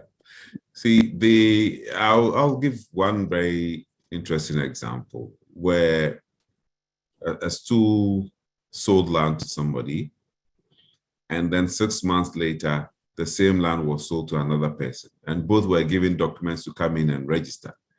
Obviously, when the thing came to us, we thought one of them was fake, because you cannot have two documents on the same land signed by the same family head. But we found out, and we actually invited them. They came, and the head of family actually confirmed that, yes, this is my signature, and then this one too is my signature. But guess what? The next thing was, he said, I want to invite both parties to my house, so we settle. So they went in and they settled, and one of the documents was withdrawn. And then the registration took place. Another example is a very close friend of mine. He bought his land, he registered, and then somebody else too, same family, somebody sold to him. Because he didn't do a search, he didn't know that the land had been registered by another person. He bought it, he built, he was coming to register his document, and then the other name popped up. So he was fortunate that the person said, oh, as for me, just pay me as if I have sold the land to you. And then you can have the papers. So he signed the document. But there are instances where the rightful owner will come and say, remove your building from my land. And we've had sad cases like that where buildings have been demolished. So we believe that diligence is key. When it comes to land, people should not rush and say that, oh, this is hot cake, let's go and buy it, otherwise somebody else will buy it. If it is yours, it is yours. Just go through the due processes, test the ground. We even do ground validation. When you've checked from our records and it is for the person, and you've checked from the planning authorities and the land use is as you want it, we still even recommend that go to the ground. People who have built in that area, who own land, interview them. Let them confirm who sold to them. Is it the same person who sold to them? Then it gives you some sense of security, and then you can proceed. So let's do a combination of things. Let's be vigilant. Let's be open about our intention to buy land. You don't keep it to yourself, because you may be misled by somebody. So these are a few things that I would say. Thank you. Our next program, before you go and give your final comment, one or two questions, one person's hand is up.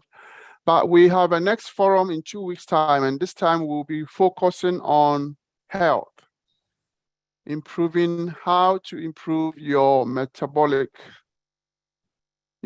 metabolic health. There are a lot of illnesses that are associated to a lot of us in the Black ethnic minority communities, to do with our nature of life and our food and everything that causes other things and lead on to other things. So how you can improve your metabolic health in general.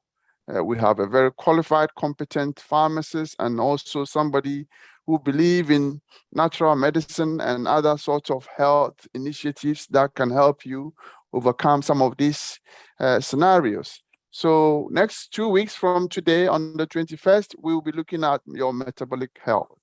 Please join us, forward it to your friends, invite others so we can keep this forum active and growing as it's been in the past 2 years.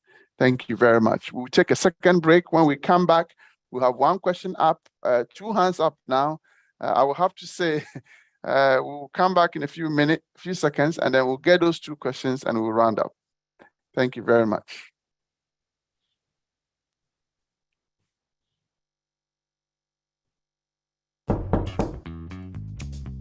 Araba, there are some people at the door. Go and tell them I have traveled to Russia. Yes, Daddy. Where's your father? My father said I should tell you he has traveled to Russia. Your father has killed me. I sent him money from America to complete my house for me. Are all student association contributions? Even the money from the fundraiser for Kweku surgery. Oh! Too? Don't be a victim. If you're contributing to a project, alumni dues, or any public campaign, Chango is your best choice. Chango keeps track of all donations and gives you the power to know exactly where the money goes. Chango is approved by Bank of Ghana. Call 0270-066-614 or visit changoapp.com for more information. Uncle, my father is hiding under the bed. Oh, Araba. Chango for your groupings and crowdfunding. At Diaspora Insurance, we understand the importance of dignified send-offs within Ghanaian culture and traditions. We also understand that you want to avoid the double trauma of your family grieving and not having the financial support to cover funeral expenses when you're not around. With our Diaspora Funeral Cash Plan, you can now cover yourself or your family in Ghana or abroad. With no medicals required, we'll accept you if you are under 75 years. Visit our website today or call us to complete a simple form in under 5 minutes. With Diaspora Insurance, your peace of mind is guaranteed. Boss in Europe. Let me join Tap Send. That Gazi, I'm in Spain. I'm in Madrid. Oh, and Tap Send is having a double referral bonus promo. You don't know. That's why I'm here. So me too, I'm going to refer people in the USA and I'm going to get double my promo bonus. So meaning, if you're in the USA, you can also refer people in USA and you'll get double your referral bonus. If you're in Canada, you can do same. If you're in UK, you can do same. If you're in Europe, many countries in Europe, you can also do same. So join this promo, and this promo starts from now and ends in October. My brother, don't go. And it's double the promo bonus. Download Tap Send now on Google Play and App Store. Tap Send. It's secure, convenient, easy, and fast. Welcome back, and thank you very much, audience and my panelists for tonight. Mr. James Dutson, the Executive Secretary to the Ghana Lands Commission. We have two people's hands up. If I may call them straight away. Sandra, please. Sandra, do you unmute yourself and join us with your question? Yes, hello and good evening. My question is, what plans are there to digitize the system? Because we are in an IT world, and to digitize the system would really benefit us, especially those who need to access services from abroad. Thank you very much. And the last but not the least, Mr. Albert Cranton, please.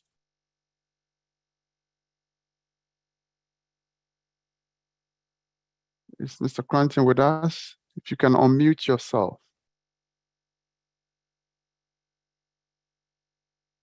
Hello? Hello, sir. Can you hear me now? Yes, we can. Okay. Good evening, Mr. Dutson.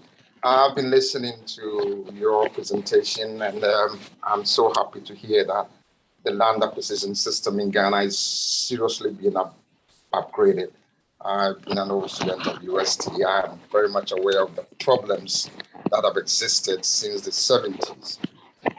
My question is, in developing this or in upgrading this acquisition system, how are you working in relation with the Department of Town Planning? Okay. Because that's a very important area where yes, there's no planning in Ghana. You go see people's houses facing different directions and so on. And Thank you, Mr. Cran. I think that's a very important question. A lot of houses, scanty houses built in front of people's nice, well-polished design buildings. Anyway, so I'm sure Mr. Dawson will have an answer. Let me add one more person to your questions. Dr. Malcolm Kuzifer, please. Dr. Malcolm. Hello, yes, thank you. Thank you very much. I have two questions. As someone married to a Ghanaian, I personally have residency or definite leave. How do I stand if I need to own land? That was the first question. The second question is, it comes when you buy land, you have the indenture, you start the registration process, the chief dies, and then things come out of the woodwork. The next chief doesn't wish to honor this or something like that, or the stool head. And this becomes a big anathema for someone from outside of Ghana. Although I've been coming to Ghana for nearly 30 years, and I work, I'm registered in Ghana. I work with a charity there. It still is an anathema to me as how they can not honor something which has been, legally signed. Thank you. Thank you very much. Mr. Darcy, please, will you answer those three, and then we'll take one more and that's it, will be done. Thank you. You are muted, sir. Yes, you buy land from one chief and then he's no more, and then the second chief says that no, I don't recognize that. If you recognize that the late chief was actually a legitimate chief, then you cannot say that you don't recognize that. We try not to encourage people to go to court, but these are the situations that make people go to court. It is not about the person, it's about the title. So it's the executive secretary of the Lands Commission. If I am not there tomorrow, the next person who comes, he cannot say that because Mr. Dodson signed those documents, I will not recognize them. It is the position. So it is the position of the chief that we are looking at. So unless you go to court or there's some other evidence that shows that that chief did something based on fraud, he cannot say that he will not recognize the transaction that was entered into by his predecessor. That is the point. And then on the foreign ownership, I said earlier on that a foreigner can own land in Ghana, but you only have it on a leasehold basis. What it means is that it has a terminable interest. And for a foreigner, you can only get 50 years at any particular time. So yours, that is the maximum that a foreigner can get, is 50 years of land or property. So, sorry, can I ask this? If a foreigner is married to a Ghanaian and they are buying it in joint name, does the same 50-year lease apply? Yes, please. Even though the wife is a Ghanaian? Yes. Right. So the Ghanaian will get a longer interest than the foreigner. Yeah. So if I marry a Ghanaian, I'm a foreigner, and we are buying one plot of land, how do you share my lease and my wife's one? It is an interest. It is an interest in the land. It's not the. I see. You cannot. Yeah. So okay. Yeah. So I will get 50. My wife will get 100. Yeah. Yes. If you are the foreigner. I see. Okay. And then when it comes to the land issues, we have a very close relationship with the, let me say, the Town and Country Planning Department, now called the Land Use and Spatial Planning Authority at the national level. Because whilst we deal with registration of title to land, they, and working in collaboration with the assemblies, deal with land use. So the layouts that are prepared for people to use to develop as to whether it is residential or commercial or industrial, these are prepared by the planning authorities. Now, so if we are allocating a plot of land or we are registering a plot of land for somebody, that kind of record on the land use per plot is furnished to us by the planning authorities. And then we do the allocation and registration based upon that. And so so somebody can come and even register his bare land, but that doesn't mean that because he has title, he can just do anything on the land. In the same vein, if you want to go and apply for a permit to build, you must have title to that land that you're applying for that permit. Once again, we come back to enforcement. You see, if we are enforcing these regulations, then there will be no need for anybody to have his building in a road. And that is the thing. But I just want to answer by saying that we have a very close collaboration with the planning authorities. Indeed, at the national level, the planning authority is represented on the Lands Commission. At the regional level, they also have representation on the commission. So we work closely together as two state institutions in the built environment.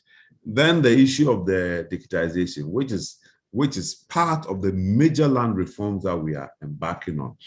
And some of the key things that we are doing include preparation of maps and developing what we call the continuous operating reference stations, which will enable surveyors to prepare more accurate maps, to update all the maps that we have in Ghana, which have not been updated since the early 70s, and also engage in the digital transformation of the data that we work with and our business processes, so that all these delays that people are talking about will also reduce. And the number one thing on our agenda is to train our staff, build their capacity, and let them work in a manner that will enable us to deliver to the public, because we are a public service institution. Thank you. Thank you, Mr. Dawson. My only last word, if I may pass this to you, to your people that you talk to at your levels, that we need to deal with this land guard intimidation. It's causing a lot of distress, especially to hear Ghanaian who doesn't want to come to Ghana because they've gone through something like that. I think the laws around it need to be tightened up. People need to see real action, because the land guards are really inflicting so much intimidation on the ground, and they get away with it. Depending on how much power you wield in Ghana, you can do whatever you like. And I think the Lands Commission can probably try and more to help us overcome this, because you don't want to come to Ghana and be threatened with knives and other things on your own plot. Even if it's not yours, I don't think that physical threat is necessary. On that note, we will leave you to give your closing remarks, and then we will bring this to an end. I'm afraid I may not take more because we are nearing our time, and Mr. Dawson has other commitment.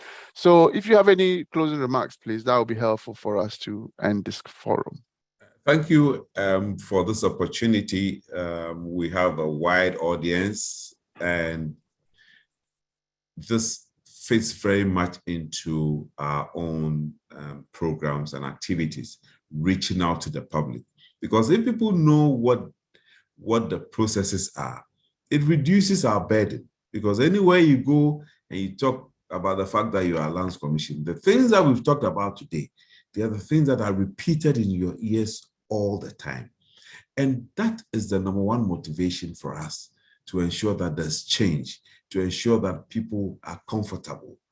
And even for the work that we do with the police, we have, as I said, we have dedicated desks and officers who are there for rapid response to the queries that come from the police and the other security agencies.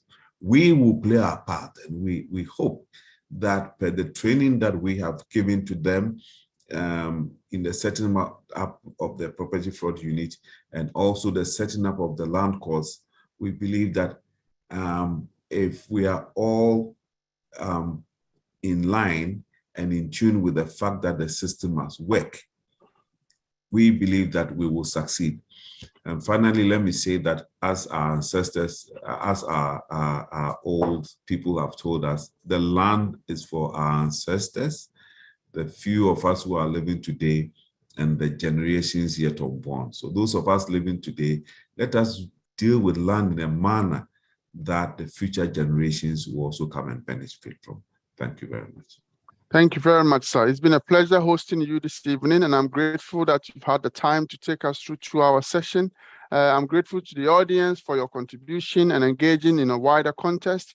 I would also like to thank the Ghana High Commission for endorsing us, and obviously thank the partners in this program, the Ghana Nurses Association, the Western Regional Association of Nurses, UK, the Ghanaian Nightingale Nurses Association, and of course, Ghana Union.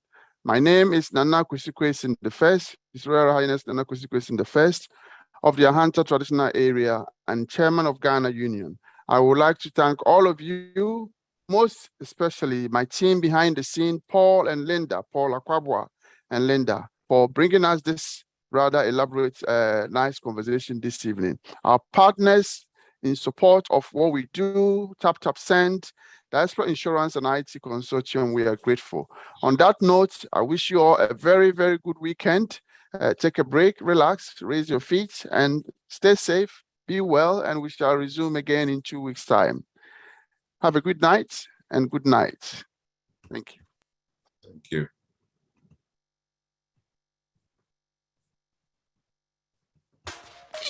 Boss in Europe. Let me join Tap Send. That you guys see, I'm in Spain. I'm in Madrid. Oh, and Tap Send is having a double referral bonus promo. You don't know. That's why I'm here. So me too, I'm going to refer people in the USA and I'm going to get double my promo bonus. So meaning if you're in the USA, you can also refer people in USA and you'll get double your referral bonus. If you're in Canada, you can do same. If you're in UK, you can do same. If you're in Europe, many countries in Europe, you can also do same. So join this promo, and this promo starts from now and ends in October. My brother, don't go. And it's double the promo bonus. Download Tap Send now on Google Play and App Store. Tap Send. It's secure, convenient, easy, and fast.